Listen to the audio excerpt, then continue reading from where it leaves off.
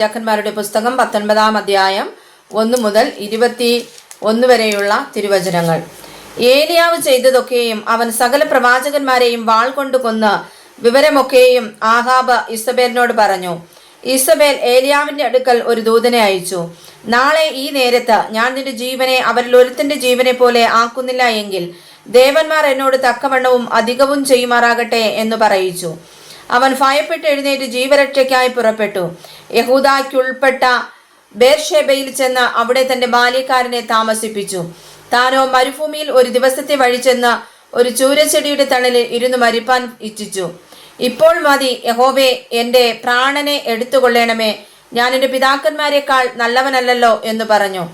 അങ്ങനെ അവൻ ചൂരച്ചെടിയുടെ തണലിൽ കിടന്നുറങ്ങുമ്പോൾ പെട്ടെന്നൊരു ദൂതൻ അവനെ തട്ടി അവനോട് എഴുന്നേറ്റ് തിന്നുക എന്ന് പറഞ്ഞു.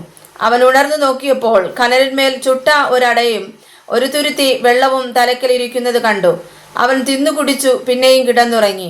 യഹോവയുടെ ദൂതൻ 2-ാം പ്രാവശ്യം വന്ന് അവനെ തട്ടി എഴുന്നേറ്റ് തിന്നുക, നിന്നോട് ദൂരയാത്ര ചെയ്യുവാനുണ്ടല്ലോ എന്ന് പറഞ്ഞു.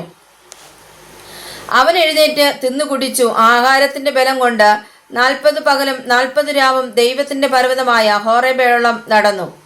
അവിടെ അവൻ ഒരു ഗുഹയിൽ കടന്നു രാപാർത്തു. അപ്പോൾ അവൻ യഹോവയുടെ അരുളപ്പാടുണ്ടായി. അവനോട് ഏലിയാവേ, ഇവിടെ നിനക്ക് എന്തു കാര്യം എന്ന് ചോദിച്ചു. അതിനവൻ സൈന്യങ്ങളുടെ ദൈവമായ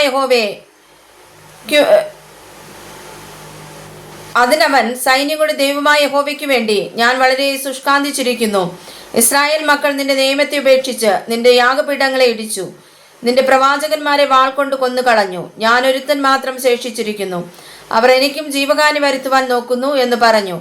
നീ പുറത്തു വന്ന് പർവ്വതത്തിൽ യഹോവയുടെ മുമ്പാകെ നിൽക്ക എന്ന് അവൻ കൽപ്പിച്ചു. അപ്പോൾ ഇതാ യഹോവ കടന്നു പോകുന്നു.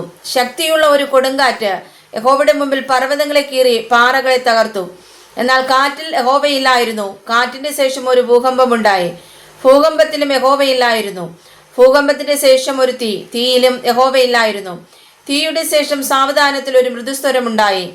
ഏലിയാവ് അത് കേട്ടിട്ട് തന്റെ പുതപ്പ് കൊണ്ട് മുഖം മൂടി പുറത്തു വന്ന് ഗുഹാമുഖത്ത് നിന്നു. ഏലിയാവേ, ഇവിടെ നിനക്ക് എന്തു കാര്യമെന്ന് ചോദിക്കുന്ന ഒരു ശബ്ദം അവൻ കേട്ടു. അതിനവൻ സൈന്യങ്ങളുടെ ദൈവമായ യഹോവയ്ക്ക് വേണ്ടി ഞാൻ വളരെ ശുഷ്കാന്തിച്ചിരിക്കുന്നു. ഇസ്രായേൽ മക്കൾ നിന്റെ നിയമത്തെ ഉപേക്ഷിച്ചു, നിന്റെ യാഗപീഠങ്ങളെ ഇടിച്ചു, നിന്റെ പ്രവാചകന്മാരെ വാൾ കൊണ്ട് കൊന്നു കളഞ്ഞു. ഞാൻ ഒരുത്തൻ മാത്രം ശേഷിച്ചിരിക്കുന്നു, എനിക്കും അവർ ജീവഹാനി വരുത്തുവാൻ നോക്കുന്നു എന്ന് പറഞ്ഞു. യഹോവ അവനോട് അരുളി ചെയ്തത് എന്തെന്നാൽ, നീ പുറപ്പെട്ട് ദമേശക്കിന്റെ മരുഭൂമി വഴിയായി ഓടിപ്പോക. നീ എത്തുമ്പോൾ ഹസായേലിനെ അരാമിന് രാജാവായിട്ട് അഭിഷേകം ചെയ്യുക. യഹോവ അവനോട് അരുളി ചെയ്തത് എന്തെന്നാൽ, നീ പുറപ്പെട്ട് ദമേശക്കിന്റെ മരുഭൂമി വഴിയായി മടങ്ങിപ്പോക. നീ എത്തുമ്പോൾ ഹസായേലിനെ അരാമിന് രാജാവായിട്ട് അഭിഷേകം ചെയ്യുക.